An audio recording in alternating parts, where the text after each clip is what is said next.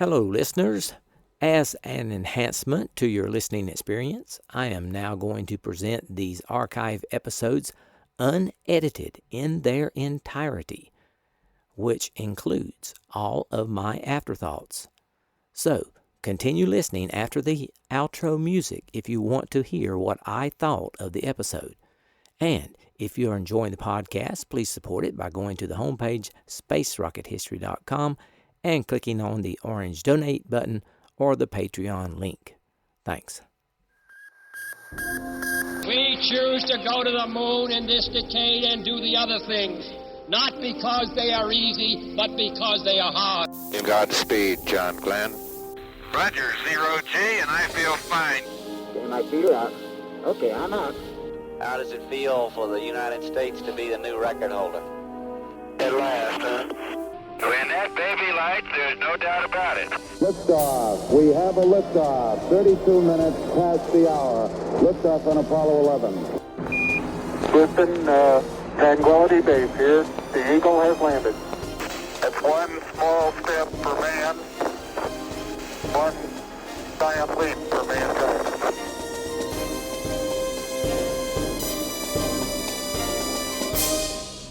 Hello and welcome. This is Michael Annis, and you're listening to episode 208 of the Space Rocket History Podcast. And now, Apollo 11, Commander Neil Armstrong, Part 3. Last episode, we left Neil shortly after he had returned from the moon. Next, Neil and his crew had to endure an 18-day quarantine to ensure that they had not picked up any infections or diseases from the moon. After the end of the quarantine, Neil and the crew were feted across the United States and around the world as part of a 45-day, quote, giant leap, end quote, tour. Armstrong then took part in Bob Hope's 1969 USO show, primarily to Vietnam. Later, from October 29th to the 31st, 1969, Armstrong and the rest of the Apollo 11 astronauts visited the city of Tehran, which is the capital of Iran, where he met the Shah and the rest of the nation's royal family. In May 1970, Armstrong traveled to the Soviet Union to present a talk on the 13th Annual Conference of the International Committee on Space Research. After arriving in Leningrad from Poland, Armstrong traveled to Moscow, where he met Premier Alexei Kosygin. While in the Soviet Union, Armstrong became the first Westerner to see the supersonic plane Tupolev Tu-144. He was also given a tour of the Yuri Gagarin Cosmonaut Training Center, which Armstrong described as, quote, a bit Victorian in nature. The first woman cosmonaut, Valentina Tereshkova, was Armstrong's host. At the end of the visit, Armstrong was surprised to be allowed to view the delayed video of the launch of Soyuz 9. During their time together, Tereshkova had not mentioned that her husband, Andriy Nikolaev, was on board Soyuz 9. Shortly after returning to the U.S. from his Giant Leap tour, Armstrong announced that he did not plan to fly in space again. He was then appointed as Deputy Associate Administrator for Aeronautics for the Office of Advanced Research and Technology, Advanced Research Projects Agency, ARPA. But Neil only served in this position for a year and resigned from it. Neil resigned from NASA as a whole in 1971. Next, Armstrong accepted a teaching position in the Department of Aerospace Engineering at the University of Cincinnati. He chose Cincinnati over other universities, including his alma mater, Purdue, because the University of Cincinnati had a small aerospace department. Neil was a little concerned that the faculty members would be annoyed that he had come straight into a professorship with only the USC master's degree. Neil began the work on that master's degree while stationed at Edwards years before, and finally completed it after Apollo 11 by presenting a report on various aspects of Apollo instead of a thesis on the simulation of hypersonic flight. The official job title he received at Cincinnati was University Professor of Aerospace Engineering. After teaching for 8 years, he resigned in 1979 without explaining the reason. Armstrong served on 2 space flight accident investigations. The first was in 1970 after Apollo 13, where as part of the Edgar Courtwright's panel, he produced a detailed chronology of the flight. Armstrong opposed the report's recommendation to redesign the service module's oxygen tanks, the source of the explosion.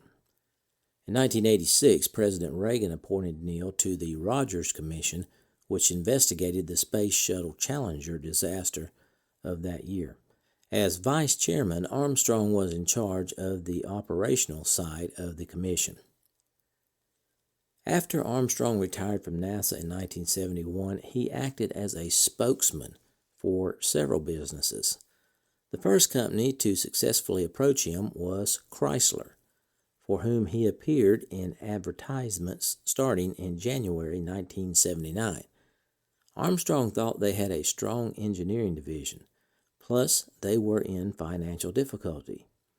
He later acted as a spokesman for other companies, including General Time Corporation and the Bankers Association of America. Neal only acted as a spokesman for U.S. businesses. Along with spokesman duty, he also served on the board of directors of several companies, including Marathon Oil, Learjet, Synergy, Taft Broadcasting, United Airlines, Eaton Corporation, AIL Systems, and Thiokol. He joined Thiokol's board after he served on the Rogers Commission. The Space Shuttle Challenger was destroyed due to a problem with the Thiokol manufactured solid rocket boosters. He retired as chairman of the board of EDO Corporation in 2002. In 1985, professional expedition leader Mike Dunn organized a trip to take the then greatest explorers to the North Pole. The group included Armstrong, Edmund Hillary, Hillary's son Peter, Steve Fawcett, and Patrick Moreau. Neal arrived at the North Pole on April 6, 1985. Armstrong said he was curious to see what the North Pole looked like from ground level, as he had only seen it from the moon. Neal also did some TV and film work. In 2010, he voiced the character of Dr. Jack Moreau in Quantum Quest, a Cassini Space Odyssey film. This was an animated educational sci-fi adventure initiated by JPL and NASA through a grant from the Jet Propulsion Laboratory. Between 1991 and 93, he hosted First Flights with Neil Armstrong, an aviation history documentary on A&E. Now a word on Armstrong's personal life. Unlike former astronauts who actively sought political careers after leaving NASA, such as Senator Glenn and Representative Harrison Smith, Armstrong decided to stay away from politics. Even though he was approached by political groups from both Democrats and Republicans, Neal described his political leanings as favoring states' rights and opposing the United States acting as the world's policeman. In 1972, Armstrong was welcomed into the town of Langholm, Scotland, the traditional seat of Clan Armstrong. He was made the first freeman of the burgh and happily declared the town his home. The Justice of the Peace read from an unrepealed 400-year-old law that required him to hang any Armstrong found in town. In November 1978, Armstrong was working on his farm near Lebanon, Ohio. As he jumped off of the back of his grain truck, his wedding ring got caught in the wheel, tearing off the tip of his left hand's ring finger. He collected his severed digit and packed it in ice, and surgeons attached it at the Jewish Hospital in Louisville, Kentucky. In February 1991, a year after his father had died and 9 months after the death of his mother, he suffered a mild heart attack while skiing with friends at Aspen, Colorado. Armstrong's first wife, Janet, divorced him in 1994 after 38 years of marriage. He had met his second wife, Carol Knight, in 1992 at a golf tournament where they were seated together at a breakfast table. Carol said little to Armstrong, but 2 weeks later she received a call from him asking what she was doing. She replied she was cutting down a cherry tree. 35 minutes later, Armstrong was at her house to help out. They were married on June 12, 1994 in Ohio. Armstrong is generally referred to as a reluctant American hero. John Glenn recalled Armstrong's legendary humility in a CNN interview. Quote, "He didn't feel that he should be out huckstering himself. He was a humble person, and that's the way he remained after his lunar flight as well as before." After 1994, Armstrong refused all requests for autographs because he found that his signed items were selling for large amounts of money and many forgeries were in circulation. Any requests that were sent to him received a form letter in reply saying that he had stopped signing. Although his no autograph policy was well known, author Andrew Smith observed people at the 2002 Reno air races still trying to get signatures, with one person even claiming, quote, "If you shove something close enough in front of his face, he'll sign it," end quote. He also stopped sending out congratulatory letters to new Eagle Scouts because he believed these letters should come from people who know the Scouts personally. Use of Armstrong's name, image, and famous quote caused him problems over the years. The MTV network wanted to use his quote for its now famous identity depicting the Apollo 11 landing when MTV began in 1981, but Armstrong refused.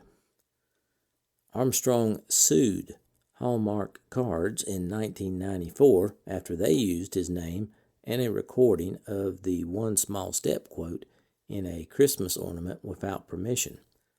The lawsuit was settled out of court for an undisclosed amount of money, which Armstrong donated to Purdue.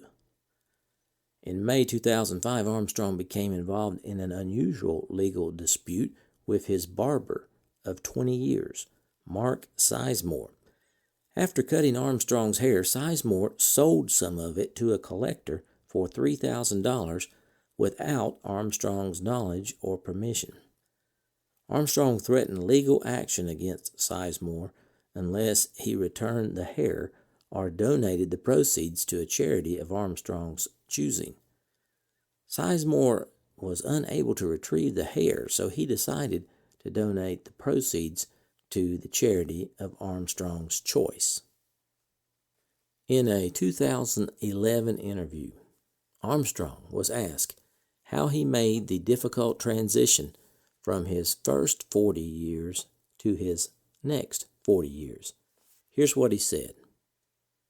Well, the subject matter has always been similar. I've engineer by nature, and throughout these years I've been dealing with engineering subjects, and I always feel fascinated by whatever it is we're looking into from an engineering standpoint. I have to say that now and then I miss the excitement of being in the cockpit of an airplane and doing new things. But I've come to accept that and found a lot of satisfaction in solving problems outside of the aircraft. On August 7th, 2012, Armstrong underwent bypass surgery to relieve blocked coronary arteries. Although he was reportedly recovering well, he developed complications in the hospital and died on August 25th in Cincinnati, Ohio. After his death, Armstrong was described in a statement released by the White House as, quote, among the greatest of American heroes, not just of his time, but of all time, end quote. The statement further said that Armstrong had carried the aspirations of the United States citizens and that he had delivered, quote, a moment of human achievement that will never be forgotten, end quote. Neil's family released a statement describing Armstrong as a, quote, reluctant American hero who had served his nation proudly as a Navy fighter pilot, test pilot, and astronaut. While we mourn the loss of a very good man, we also celebrate his remarkable life and hope that it serves as an example to young people around the world to work hard to make their dreams come true, to be willing to explore and push the limits, and to selflessly serve a cause greater than themselves. For those who may ask what they can do to honor Neil, we have a simple request. Honor his example of service, accomplishment, and modesty. And the next time you walk outside on a clear night and see the moon smiling down at you, think of Neil Armstrong and give him a wink, end quote. This prompted many responses, including the Twitter hashtag #WinkAtTheMoon. Armstrong's colleague on the Apollo 11 mission, Buzz Aldrin, said that he was, quote, deeply saddened by the passing. I know I am joined by millions of others in mourning the passing of a true American hero and the best pilot I ever knew. I had truly hoped that on July 20th, 2019, Neil, Mike, and I would stand together to commemorate the 50th anniversary of our moon landing. Regrettably, this is not to be, end quote. Apollo 11 Command Module pilot Michael Collins said of Armstrong, quote, he was the best and I will miss him terribly, end quote. NASA Administrator Charles Bolden said that, quote, as long as there are history books, Neil Armstrong will be included in them, remembered for taking humankind's first small steps on a world beyond our own. On September 13th, a memorial service was held in Armstrong's honor at the Washington National Cathedral, whose space window actually depicts the Apollo 11 mission and holds a sliver of moon rock amid its stained glass panels. In attendance at the memorial were Armstrong's Apollo 11 crewmates Michael Collins and Buzz Aldrin, Eugene Cernan, the Apollo 17 mission commander and last man to walk on the moon, and former Senator and astronaut John Glenn, the first American to orbit the Earth. In a eulogy, Charles Bolden said, quote, Neil will always be remembered for taking humankind's first small step on a world beyond our own. But it was the courage, grace, and humility he displayed throughout this life that lifted him above the stars, end quote. Here's Gene Cernan speaking at Neil's memorial. About a special friend. When that friend is also a world icon, a national hero of unimaginable proportion, and a legend whose name will live in history long after all here today have been forgotten. A friend whose commitment and dedication to that in which he believed was absolute. A man who, when he became your friend, was a friend for a lifetime. Neil Armstrong grew up on a farm in middle America. And as a young boy, like most kids, he had a paper route. He cut lawns, he shoveled snow, and his fascination for model airplanes gave birth to a dream of becoming an aeronautical engineer. Neil had his first taste of flight when he was but 6 years old. And from that day forward, he never looked back. Although he always wanted to design and redesign airplanes to make them do what they weren't supposed to do, once he had tasted flight, Neil's eyes turned skyward, and it was there that he always longed to be.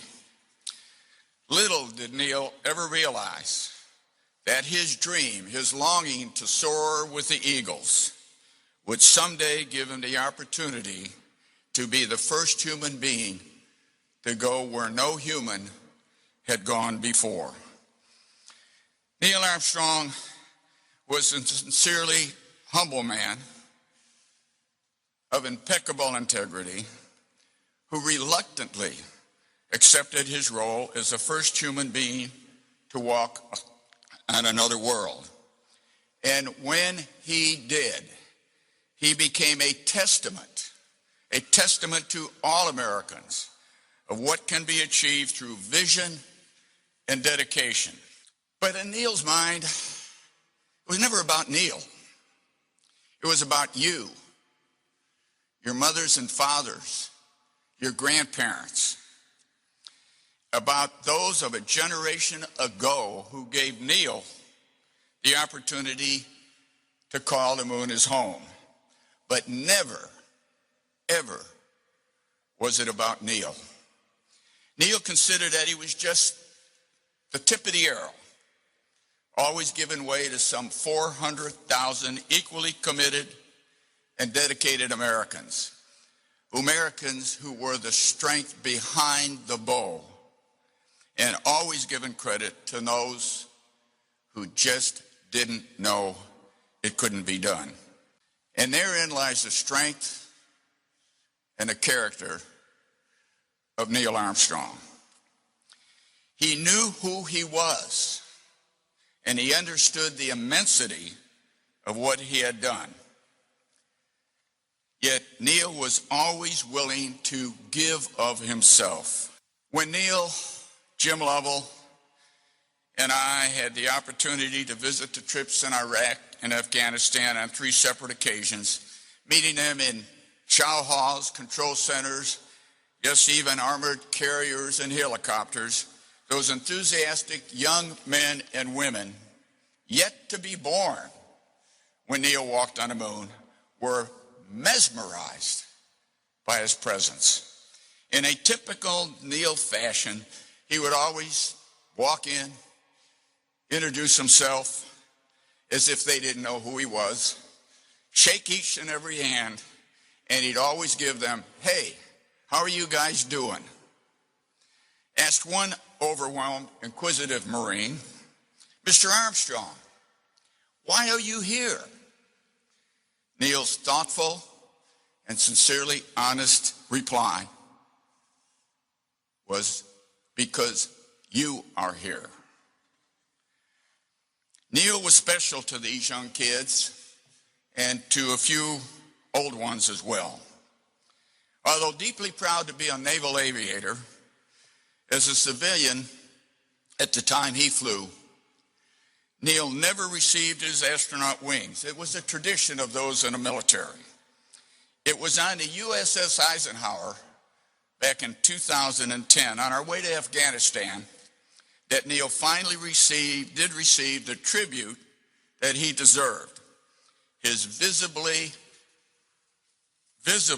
moved response said it all, and I quote, "I've never been more proud than when I earned my Navy wings of gold." And I've got to believe that there's a few Golden Eagles in the audience who will second those words. Trying to get in Neil's inner self, was always a challenge for almost anyone, maybe everyone. Asked one day by a stranger, "Mr. Armstrong, how did you feel when looking for a place to land on the moon with only 15 seconds of fuel remaining?" And only the way Neil could, and I know some of you have seen him this way, he'd put a thumb on an index finger, he'd tilt his head and sort of put his hand down there, and he'd say, "Well, when the gauge says empty, we all know there's a gallon or two left in the tank." Now, there is a man who has always been in control of his own destiny. And that, ladies and gentlemen, is vintage Neil Armstrong. Fate looked down kindly on us when she chose Neil to be the first to venture to another world and to have the opportunity to look back from space at the beauty of our own. It could have been another, but it wasn't. And it wasn't for a reason. No one could have accepted the responsibility of his remarkable accomplishment with more dignity and more grace than Neil Armstrong. He embodied all that is good and all that is great about America. Neil, wherever you are up there, almost a half a century later, you have now shown once again the pathway to the stars. It's now for you a new beginning. But for us, I will promise you, it is not the end. And as you soar through the heavens, beyond where even eagles dare to go, you can now finally put out your hands and touch the face of God. Farewell, my friend. You have left us far too soon. But we want you to know we do cherish the time we have had and shared together. God bless you, Neil. On September 14th, Armstrong's cremated remains were scattered in the Atlantic Ocean during a burial at sea ceremony aboard the USS Philippine Sea. Flags were flown at half-staff on the day of Armstrong's funeral. Neil left quite a legacy. He received many honors and awards, including the Presidential Medal of Freedom, the Congressional Space Medal of Honor, the Robert H. Goddard Memorial Trophy, the Sylvanus Thayer Award, the Collier Trophy from the National Aeronautics Association, and the Congressional Gold Medal. I have a clip from Neil's acceptance speech for the Congressional Gold Medal. The speech was made in the rotunda of the Capitol building in Washington, D.C. We gather in this remarkable monument to American history. This room connecting the houses of Congress. This room where ideological differences fade in the presence of the overpowering force of pride in what we do and what Americans have achieved. It's a privilege to be in this rotunda. High above us, just below the windows, stretches a frieze with 19 panels depicting important events in American history. The most recent of them, number 19, just above me here, depicts the first successful flight of a man in a powered aircraft by the brothers Wright 108 years ago. The depiction, in addition to the craft and the responsible individuals, includes an American bald eagle carrying an olive branch.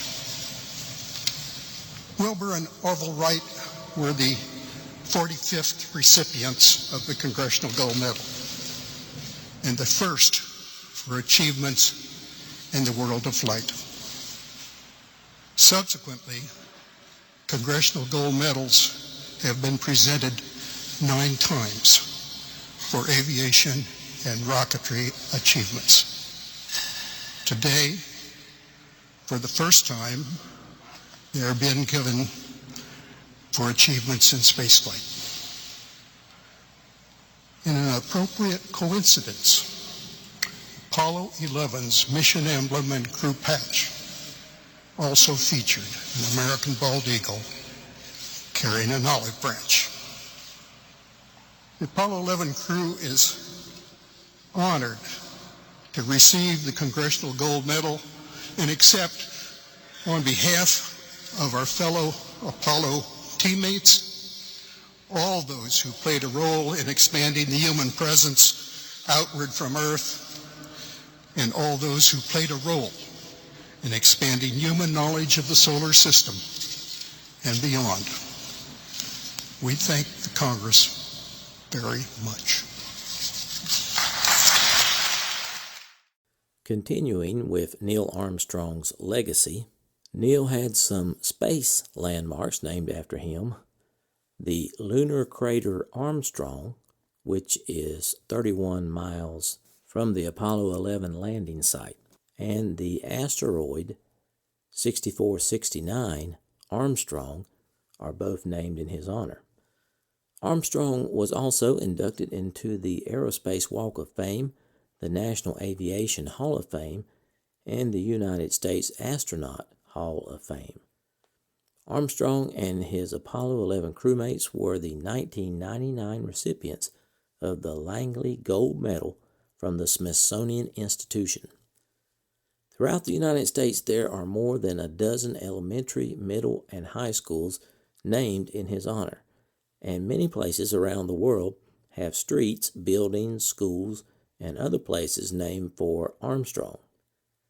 In 1969, folk songwriter and singer John Stewart recorded Armstrong, a tribute to Armstrong and his first steps on the moon. Purdue University announced in October 2004 that its new engineering building would be named Neil Armstrong Hall of Engineering in his honor.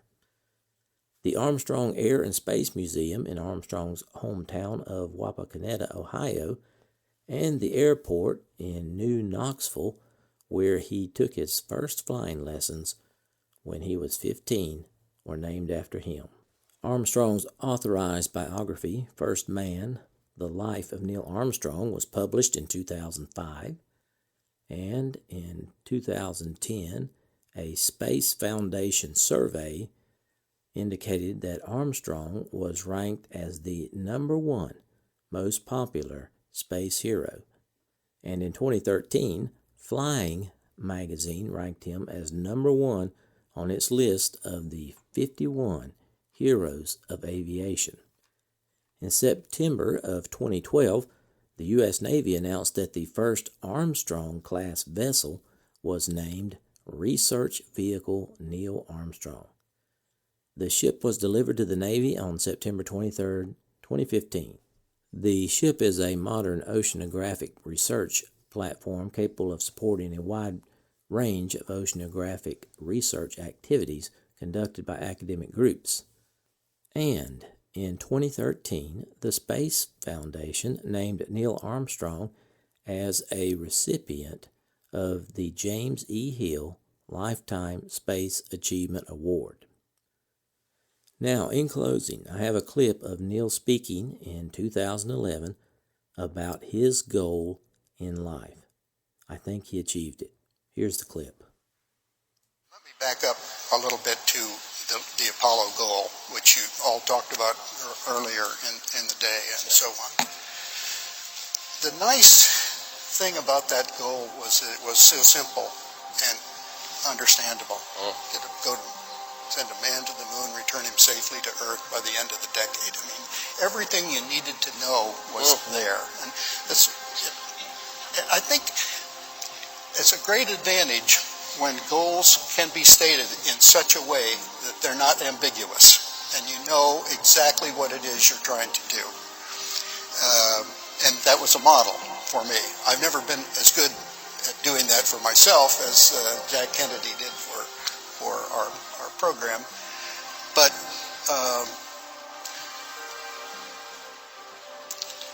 the important thing to me, and I think probably to many here, is that you want to make a mark. You'd like to leave the world a little better than when you came. That's my goal.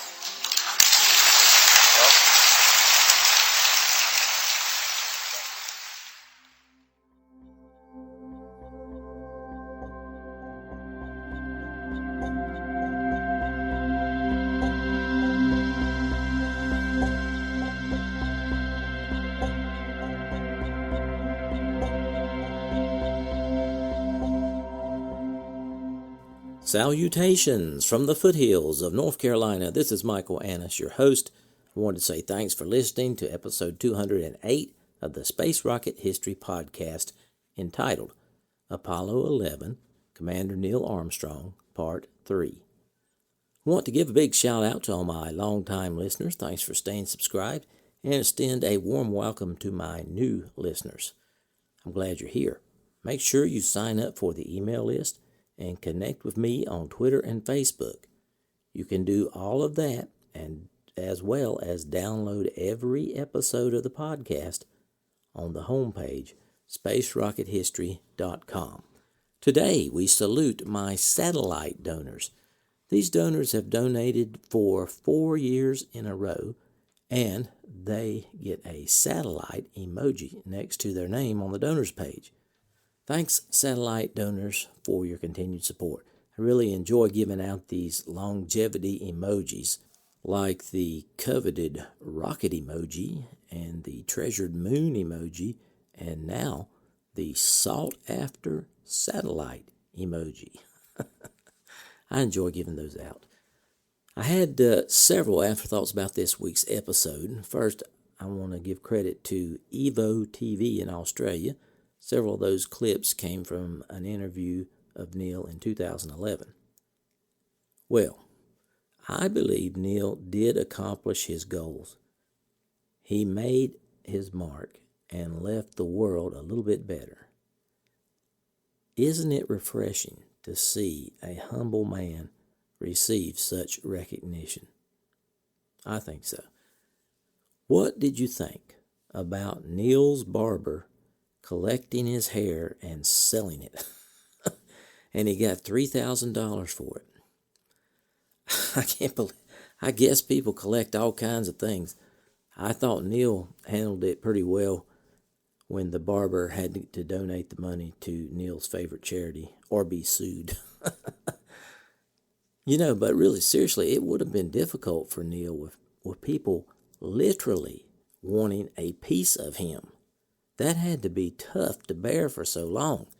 I'm sure he would get tired of that after a while, but, he was the first on the moon. So sometimes stuff like that comes with the territory. Okay, I've posted some pictures and the audio for this episode on the website, spacerockethistory.com. Hope you check that out. We had 2 donations to support the podcast this week. Adrian Rogers from the UK donated at the Orion level. Thank you very much, Adrian. I sincerely appreciate it. And Anthony B. pledged on Patreon at the Vostok level. That brings the total patrons to 111. That is 39 short of the goal of 150 that we want to reach by the end of the year. And our overall donors have reached 163 with a goal of reaching 300. So we've got a lot of work to do there. For those of you who are enjoying the content I provide and have not donated yet in 2017, please consider supporting the podcast. Keep in mind, Space Rocket History is entirely listener funded. I depend upon your financial support to keep the podcast going. Also, keep in mind, you don't have to donate much. You could make a one-time $10 donation at the Vostok level, or sign up with Patreon for a $1 donation per month, like a voluntary subscription. Just go to the home page and click on one of the links on the top right side of the page, and we will certainly appreciate that. All donors are rewarded with their name on the donors page on the website, spacerockethistory.com, based on their donation level. I want to encourage everyone to share the podcast. Feel free to link the homepage or a particular episode on all social media, and thanks to those who have already done so. We have reached the end of content for this episode, and you are welcome to stay and listen to my off-topic thoughts if you want. I saved the best part of my Kennedy Space Center visit for last. If you're interested, stick around. If not, have a good week. Thanks for sticking with me, folks. Hope you enjoyed that episode.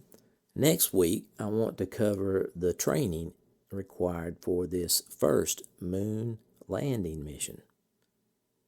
And then after that, we will get to the launch. I don't want to rush things on Apollo 11, as you may have noticed. All right, the personal news, the trip stuff.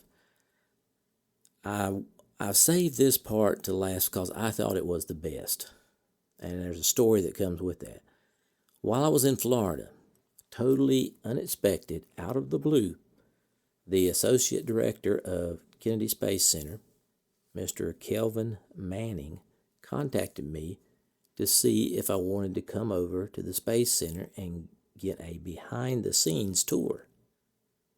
Well, you can pretty much guess what I said to that. Absolutely, yes, I want to come. Well, I was on cloud 9 after that email. Anyway, Mr. Manning told me he found my website and podcast while researching info for the new Apollo 1 tribute at the Saturn V Center. So that was nice to hear. So finally, when the day arrived, it was April 21st, Mrs. SRH and I proceeded to the badging office at the Kennedy Space Center. We had to bring 2 forms of identification with us. Just so you're not confused, I'm not talking about the visitor center that I covered last week. This is to get behind the fences to where the work is being done. Anyway, they gave us our badges, which were pretty nice. It was laminated and had our pictures and the title of the podcast and the number they assigned us. Mr. Manning arrived shortly thereafter, and we got into his car and began our tour. First, we went to the Orion Operations and Checkout Building. Everyone had to turn in their cell phone before we could get in because no picture taking was allowed. There we met Mr. Wilson. I believe he is the chief engineer of the building there. He gave a tour for us of the facility, and he showed us the Orion test vehicle and the Orion capsule that will be flown next. They had several test stations set up, and we got to see the altitude test chamber. And Mr. Wilson gave us an excellent tour and answered a bunch of questions. I was awestruck most of the time. Actually, when I walked in, I got goosebumps. And my confidence now has grown quite a bit seeing what I saw there. I'm getting to the point where I really believe we're going to continue with this Orion program and make the launch maybe by July of 2019, something like that. As long as it remains funded, and you know how that is. Everything depends upon funding. Well, I could have stayed and talked with Mr. Wilson for several hours, but we had to keep moving to get everything covered. The next stop was the Vehicle Assembly Building, the largest by volume building at Kennedy Space Center, and at one time the largest in the world.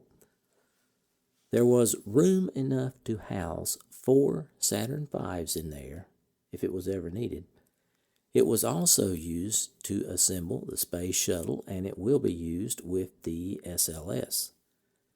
Just as I entered the building, I remembered the KSC visitors bus tour I had taken a few weeks ago.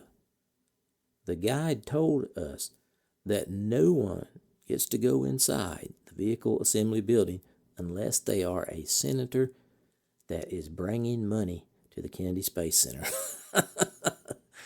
Now, I think she was joking about that, but that's what she said. And here we were, actually walking inside of it. The building was just massively overwhelming. It's 526 feet tall, 716 feet long, and it covers 8 acres and encloses 129,428,000 cubic feet of space. There are 4 entries to the bays located inside the building. These are the 4 largest doors in the world. Each door is 456 feet high and takes 45 minutes to completely open or close. Mr. Manning showed us a wall that was a tribute to the shuttle. Everyone who worked on the shuttle got to sign their name on that wall.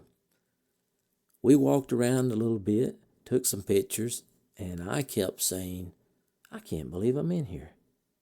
The next stop was the Launch Control Center building, which was walking distance from the VAB, but we took the car to pass through security. We visited one of the control rooms that was no longer in use, but it looked set up and pretty much ready to go. Now, this building was available to the regular tour as well, and I recommend you going on that tour when you visit Kennedy Space Center, bus tour. Okay, but we went a little beyond what we could see on the bus tour. On the ground floor, there is a wall that has plaques for every shuttle mission. And on one of the upper floors, there's a long hallway that is decorated by artwork crafted from the children whose parent was on the shuttle being launched into space. So there's quite a bit of artwork up on that hall. Next, we toured the launch pads, and Mr. Manning also showed us the beach house the astronauts used to use. Unfortunately, a hurricane had damaged it, and it was in the process of being renovated, but I had not seen that before. After that, Mr. Manning took us to the Kennedy Space Center headquarters building. Then he gave us a tour of the top floor. We visited the director's office, that is Mr. Bob Cabana. Unfortunately, he was traveling, and we did not get to meet him. But we did meet his secretary, and she told us she had been the secretary of the director of Kennedy Space Center ever since Kurt Debus was there. And that's quite a while. I bet she could really tell some good stories. Mr. Manning then showed us his very nice corner office on the 4th floor. And as we were leaving, we were allowed to buy some souvenirs at the employee store. We got some nice things that were significantly discounted from the visitor center. Next, Mr. Manning kindly dropped us off at the badge office, and we left the Kennedy Space Center. Since we were celebrating one of the best days of my life, we went out to eat at the Dixie Crossroads in Titusville, a location where astronauts have been known to frequent. I'd really like to thank the Associate Director, Mr. Kelvin Manning, for spending the afternoon with us and giving us a fantastic behind-the-scenes look at the Kennedy Space Center. I am eternally grateful. Okay, that's about all I have for this week. Hope to have episode 209 up by next Thursday. So long for now.